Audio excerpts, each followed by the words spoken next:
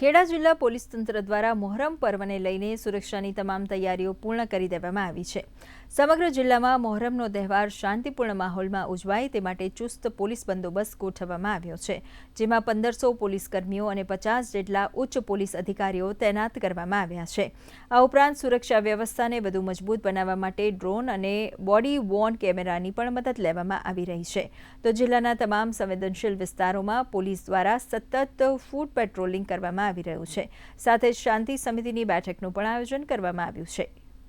બંદોબસ્ત જોવા જઈએ તો લગભગ 1500 જેટલી પોલીસ અને 50 જેટલા અધિકારી એ બંદોબસ્તમાં હાજર રહેશે। આપણે ડ્રોન, બોડી વોર્ન કેમેરા, લાઠી, હેલ્મેટ સહિતનો જે તમામ તૈયારીઓ કરવાની છે એ તમામ કરી લીધેલી છે। ખેડા જિલ્લાના તમામ જે સંવેદનશીલ પોલીસ સ્ટેશન છે એમાં પોલીસે છેલ્લા 3 દિવસથી એ ફૂડ પેટ્રોલિંગ, રૂટ સેનિટાઇઝેશન અને શાંતિ સમિતિની જે મિટિંગ કરવાની છે એ પૂર્ણ કરી છે। જેના ભાગરૂપે આજે નડિયાદ ટાઉન ખાતે જે નડિયાદમાં જે તાજિયા નીકળવાના છે તેની શાંતિ સમિતિની મિટિંગ રાખવામાં આવી હતી, જેમાં ખૂબ જ મોટી સંખ્યામાં હિન્દુ અને મુસ્લિમ આગેવાનો તેમજ તાજિયા કમિટીના જે આયોજકો છે તે હાજર રહ્યા હતા। એમના તરફથી કેટલા સૂચનો હતા જેની પણ અમલવારી કરવામાં આવશે અને પોલીસની તૈયારી શું છે એ બાબતે પણ તમામને અવગત કરવામાં આવે।